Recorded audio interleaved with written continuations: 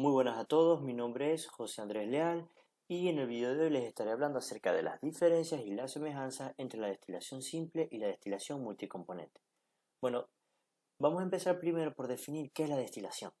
Bueno, la destilación es una operación unitaria que se fundamenta en el equilibrio y tiene como objetivo lo que es la separación de una mezcla basándose en la diferencia entre sus puntos de ebullición. La destilación se basa en calentar la mezcla hasta que el componente más volátil se evapore. Hay que acordarse que el componente más volátil es el componente que tiene el punto de ebullición más bajo. Ya sabiendo eso, ya podemos proceder a hablar acerca de las diferencias y las semejanzas entre ambos tipos de destilación. Empecemos hablando acerca de las diferencias. Primero tenemos lo que es el número de componentes que puede llegar a tener. En la destilación simple es una separación de una mezcla binaria, es decir, una mezcla de dos componentes, mientras que la destilación multicomponente es una separación de una mezcla que tiene tres componentes en adelante, es decir, que tiene más de dos componentes. Luego tenemos los llamados componentes clave. Y es que a diferencia de lo que ocurre en la destilación binaria, en la destilación multicomponente hay tres o más componentes en los productos, por lo que la especificación de las concentraciones de un componente en cada uno de ellos no caracteriza totalmente estos productos. Entonces, si se deseara lograr una separación con composiciones especificadas para 2 de 3 o 3 de 4 componentes, sería imposible cumplir exactamente esas especificaciones. Es por eso que los diseñadores, por lo general, eligen dos componentes cuyas concentraciones o recuperaciones fraccionales en los productos de destilado y de residuos, o sea, de ambos, constituyen un buen índice de la separación conseguida. Entonces, a dichos componentes, a estos dos componentes los vamos a conocer o son los denominados componentes clave. Como estos componentes claves tienen diferente volatilidad, el más volátil se va a llamar clave liviano o clave ligero y se identifica con el subíndice L. Y al menos volátil se va a llamar clave pesado y se le identifica con el subíndice H. Los componentes más ligeros que el clave liviano se recuperan casi por completo en el destilado. Asimismo, los componentes más pesados que el clave pesado salen casi por completo en el residuo. En este caso se habla de que dichos componentes son componentes no distribuidos. Mientras que el clave liviano y el clave pesado siempre están distribuidos porque ambos se encuentran en formas apreciables en el destilado y en el residuo. Ahora vamos a hablar acerca del número de torres que pueden llegar a tener, y es que en la destilación simple siempre va a bastar con una sola torre de destilación, porque separar una mezcla binaria es muy sencillo, entonces con una sola torre siempre se va a realizar la separación. Mientras que en la destilación multicomponente se puede necesitar varias torres de destilación. Y es que mientras más difícil sea la mezcla de separar, se va a necesitar un mayor número de torres y las torres van a ser más grandes. En este diagrama que vemos aquí, podemos ver cómo se realiza una destilación multicomponente para ser más específico de tres componentes, 1A, 1B y 1C, y cómo se utilizan varias torres de destilación. Aquí vemos que se utilizan dos torres. Bueno, la cantidad de las columnas va a depender de estos tres factores, que es la cantidad de componentes a relevancia a obtener debido a que se puede obtener dos componentes de relevancia de una mezcla de 15 componentes, y de allí los otros componentes formarían parte de las impurezas del producto final. También va a depender de la pureza del producto final, debido a que pudiera separarse los componentes de relevancia, pero después tendría que diseñarse otra columna para poder remover las impurezas y poder alcanzar una concentración que es la que se requiere o la que necesita el mercado. Y también de los puntos de ebullición de los componentes, para ser más específicos de los componentes clave liviano y clave pesado. Además, se debe revisar y evitar las condiciones de azeótropos o puntos difíciles para producir la separación deseada. Pero aquí nos encontramos con una semejanza, y es que en la destilación multicomponente se puede llegar a alcanzar la separación con una sola torre. Cabe aclarar que realizar todo lo que se nombró anteriormente, antes de nombrar esta semejanza, podría conllevar a columnas muy altas y muy costosas y muy difíciles para obtener los equilibrios termodinámicos deseados. Pero, en verdad, la separación de mezclas multicomponentes se puede llegar a hacerse con una sola torre de destilación. Y es que siempre se va a intentar buscar que esto se logre, debido a que utilizar más torres significaría más gasto para la empresa, tener que construir más torres, mayores gastos en energía y en maquinaria en general, mayor cantidad de empleados que se tienen que asegurar de que se logren los equilibrios termodinámicos deseados.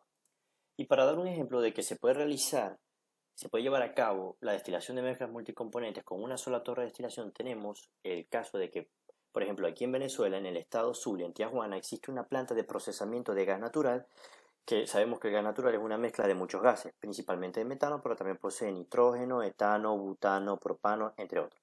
Y también de procesamiento de GLP, que es gases licuados de petróleo. Y todo este procesamiento se logra a cabo utilizando solo una torre de destilación. Otro ejemplo tenemos el que vemos en este diagrama, que es un arreglo esquemático para una planta cubierta para petróleo. Aquí vemos cómo se procesa crudo, se introduce el crudo a la torre de destilación y se obtienen los productos de gasolina, agua, nafta, queroseno, gasóleo y crudo destilado. Y todo esto se lleva a cabo con una sola torre de destilación.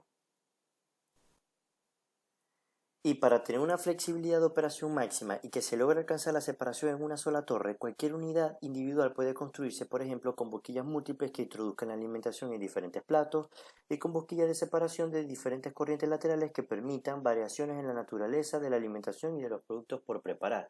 Esto es lo que se hace para adaptar la torre de destilación y que se logre hacer la separación con una sola. Ahora hablemos de los costos, y es que realizar una destilación de una mezcla multicomponente es obviamente más costoso que para una mezcla binaria, debido a que puede tener más número de columnas y columnas más grandes, lo que implica más costos en construcción, son necesarios más número de evaporaciones, lo cual significa más costos en energía y más costos en maquinaria. Tenemos el uso en la industria, y es que el uso de las mezclas binarias en la industria es prácticamente nulo, es muy difícil que una compañía trabaje con una mezcla binaria. En cambio, las mezclas multicomponentes son utilizados prácticamente en todas las industrias. Tenemos la dificultad para sacar los cálculos de diseño, y es que existe una diferencia muy grande en lo que es sacar los cálculos de diseño para las mezclas binarias y para las mezclas multicomponentes. Para las mezclas binarias son muy fáciles y muy rápidos de hacer, mientras que para las mezclas multicomponentes pueden llegar a ser un dolor de cabeza porque son muy difíciles de sacar a mano. Y también la diferencia está en los métodos para la obtención de estos cálculos de diseño, y es que para las mezclas binarias se utiliza un método gráfico, que es el método de McCabe-Thiele, mientras que para las mezclas multicomponentes se utiliza un método analítico, que son los métodos cortos y los métodos rigurosos. Los métodos cortos hay varios, están los métodos de Smith-Brinkel, el método del grupo Krenzer y el método de Fenks, Underwood y Gilligan, que es mejor conocido como el método Fu, que es el método principal, el método más utilizado. Y los métodos rigurosos involucran métodos largos de tanteo y se suelen utilizar computadoras de alta velocidad. Ahora vamos a hablar acerca de las diferencias en la obtención de los cálculos de diseño. Entonces vamos a ir paso por paso en todos estos cálculos de diseño para que vean lo diferente, en la diferencia que hay en cómo se calcula para mezclas binarias y para las mezclas multicomponentes. Empezamos con el número de etapas mínimas. Para las mezclas binarias se utiliza el método gráfico de McCabe-Thiele y se realiza de la siguiente manera. Aquí podemos ver el diagrama que se utiliza, que es un diagrama de equilibrio. Entonces se necesita lo que es la composición del destilado y la composición de fondo. Esas líneas se van a trazar hasta la línea de 45 y luego, realizando las líneas verticales y horizontales hasta la línea de operación, como se ve en esta manera, se logra realizar lo que es el número de etapas mínimas. Aquí podemos ver que es 1, 2, 3 y 4. Muy fácil. En cambio, para las mezclas multicomponentes se utiliza el método analítico de Fugg, empezando por el de Fenks, la parte de Fenks, que para esto se utiliza la ecuación de Fenks. La ecuación de Fenks es la que vemos a continuación, y esta ecuación es relativamente sencilla. Aquí se utilizan las fracciones molares de los destilados y fondo y la volatilidad relativa entre ambos componentes. Y los resultados que arroja la ecuación de Fenks son prácticamente idénticos a lo que arroja la de McCabe-Thiele. Ahora pasamos a lo que es el reflujo mínimo o el R mínimo. Para la mezcla binaria se seguirá utilizando el McCabe-Thiele, mientras que para la mezcla multicomponente ahora pasamos a la parte de Underwood. Para la mezcla binaria, primero se requiere realizar la línea de operación de enriquecimiento o la línea LOE, que es esta. La línea LOE se va a detener con el corte con la línea Q. Esta línea la vamos a prolongar hasta que corte con la línea Y. ese corte lo vamos a utilizar en esta ecuación. El corte es igual a la composición del destilado 1 más sobre 1 más el reflujo mínimo. Resolvemos para R mínimo y obtenemos el resultado. Para las mezclas multicomponentes se utilizan las ecuaciones de Underwood, empezando con esta. Para esta se resuelve por métodos iterativos. Vamos a resolver θ para hallar el valor de θ. Ese valor lo vamos a introducir en esta segunda ecuación. Esta segunda ecuación lo vamos a resolver para R mínimo y vamos a obtener el resultado de esa manera. El resultado obtenido por este método es prácticamente el mismo al arrojado por el método de McKay-Thiele. Luego vamos con el número de etapas teóricas. Se seguirá utilizando McKay-Thiele para las mezclas binarias y ahora para las mezclas multicomponentes se utilizará las correlaciones de Gilligan, la correlación de Gilligan. Ok, aquí en el diagrama, ya cuando tenemos la línea LOE cortada con la línea Q, por descarte se saca la línea LOA, que es la línea de operación de agotamiento, que es esta. Y luego trazando la misma forma horizontal y vertical hasta la línea de operación, vamos a obtener el número de etapas teóricas. Para la correlación de Gilligan, primero se utilizará esta ecuación que vemos aquí, una ecuación muy sencilla. Se va a resolver para obtener el valor de x. Luego la vamos a introducir en la ecuación que tenemos a continuación. Aquí vemos que esta ecuación tiene varias igualaciones. Y es igual a esta ecuación de acá, que es igual a su vez a esta ecuación de acá. Nosotros vamos a meter el valor de x en la segunda igualdad, que es esta. Vamos a resolverla y el valor que nos dé lo vamos a igualar a la primera igualación, que es la que vemos acá. Entonces sería esta parte igualada al resultado que acabamos de obtener. Y vamos a operar para n, que va a ser el número de etapas teóricas. Los resultados de las correlaciones de Gilligan son un poco diferentes a los que obtenemos por el método de McKay-Thiele, debido a que esta correlación es una estimación y esta estimación se realiza con un porcentaje de error. En verdad no tiene una base muy sólida. Ahora terminamos con lo que es la etapa de alimentación. Seguimos con McKay-Thiele, pero ahora para las multicomponentes ya el método de Fuchs no nos sirve. Ya el método de Fuchs no nos indica cómo poder realizar lo que es la etapa de alimentación. Entonces aquí lo que se utiliza es la correlación de Kirkbride. Pasamos con el método de McKay-Thiele. Entonces, cuando ya tenemos el número de etapas teóricas hecho, la recta de enriquecimiento y la recta de agotamiento, es muy fácil sacar la etapa de alimentación. La etapa de alimentación la sacaremos por la intersección entre la línea Q y la etapa teórica por donde pase la línea Q. Como podemos ver, aquí están el número de etapas teóricas y en la tercera etapa teórica pasa la línea Q, lo intersecta. Entonces, esa etapa va a ser la etapa de alimentación. Para las mezclas multicomponentes se va a utilizar esta ecuación, que está en la correlación de Kirkbride. Esta ecuación nos va a dar esta relación que está aquí. Cuando resolvemos esto, sustituimos y resolvemos, vamos a obtener esta ecuación, esta relación. Esta relación la vamos a meter en esta segunda ecuación, donde la otra incógnita será n, que nosotros lo tenemos, que es el número de etapas teóricas. Entonces ya podríamos resolver y obtener nr, que es la etapa de alimentación. Hay que aclarar que este resultado también es un poco diferente al que obtenemos por el método de McKay-Thiele. Ahora seguimos con las diferencias. Tenemos lo que es la dificultad de los cálculos de diseño, como pudieron ver en lo que acabamos de hablar. La dificultad de los cálculos de diseño entre las mezclas binarias y las mezclas multicomponentes es una diferencia bastante grande. Como pudieron ver, el método de Fuchs y la correlación de Kirkbride son muy complejos y son muy difíciles y se tarda de sacar a mano, llegan a ser dolores de cabeza, mientras que el McKay-Thiele es muy sencillo de hacer.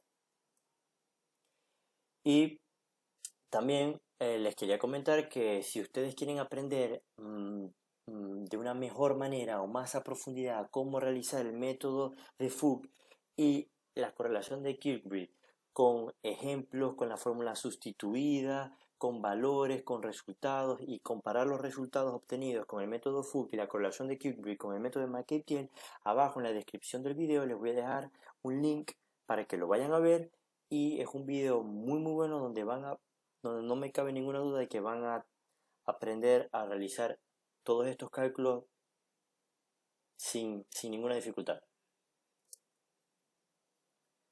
Otra diferencia que tenemos es que no se pueden hacer las mismas gráficas, y es que como vemos, el método de McKelvey utiliza diagramas de equilibrio, mientras que las mezclas multicomponentes utilizan un método analítico. Pero aquí podemos ver otra diferencia, y es que existe un método que es llamado el método de Hengstebek, el cual es una adaptación del McKelvey para las mezclas multicomponentes. Entonces aquí el problema se trata como una separación binaria entre los componentes clave, de forma que los caudales y las composiciones de las diferentes corrientes se basan en los valores de los dos claves. La cosa es que este método no es muy conocido, no es muy utilizado, porque en esencia lo que hace es que si tenemos una mezcla de 10 componentes, vamos a trabajarla como una mezcla binaria entre los componentes clave, y los otros 8 componentes no lo vamos a tomar en cuenta, prácticamente no van a existir. Entonces, en la realidad es que esos componentes siguen existiendo, por lo tanto, el método de Hengstebek en los resultados que arroja, los arroja con un porcentaje de error, porque esos otros 8 componentes van a variar los resultados y en este método no se toman en cuenta. Entonces por eso este método no es muy utilizado. Y por cierto, no utiliza los mismos diagramas exactamente, porque el método de Hengstebek no utiliza diagramas de equilibrio, utiliza diagramas muy parecidos, pero no son exactamente diagramas de equilibrio. Y ahora, para terminar, vamos a hablar acerca de las semejanzas. Empezamos recordando las dos semejanzas que nombramos mientras hablamos de las diferencias, y es que en gamas de destilaciones se puede indicar alcanzar la separación con una sola torre, y que aunque generalmente se utiliza el método analítico para las mezclas multicomponentes, existe el método de Hengstebek para adaptar el método gráfico a las mezclas multicomponentes. También tenemos que ambos son métodos de separación para mezclas y se basan en los mismos principios de equilibrio de fase. También tenemos que para el diseño de las torres de destilación que se utilizarán en ambas destilaciones, ambos se tiene que utilizar relaciones de equilibrio y balances de masa y energía. Y los principios generales de los accionadores van a ser los mismos. También tenemos que en ambas destilaciones siempre los productos de los destilados y de fondo van a salir con pequeñas cantidades de los otros componentes. Aquí tenemos un ejemplo, que ya lo vieron anteriormente. En esta destilación multicomponente, que es de A más B más C, podemos ver cómo, por ejemplo, C sale como producto de fondo con un rastro de B, donde A y B sale con un rastro de C, para posteriormente A salir con un rastro de B y B salir con un rastro de C. Y eso mismo pasa en las mezclas binarias. Los productos de destilado y de fondo siempre van a salir con una pequeña cantidad de, por ejemplo, en el destilado, una pequeña cantidad del producto con menor volatilidad que se va a evaporar. Y el producto de fondo siempre va a haber una pequeña cantidad del producto más volátil que no se va a evaporar. También tenemos que en ambas es necesario realizar los cálculos de diseño y se calculan en esencia las mismas cosas, que es el número de etapas mínimas y teóricas, la etapa de alimentación, el reflujo mínimo, entre otros. Y con eso concluimos el video de hoy. Espero que les haya servido, espero que les haya sido bastante útil y más importante que hayan entendido. Y muchas gracias por acompañarme hasta el final del video.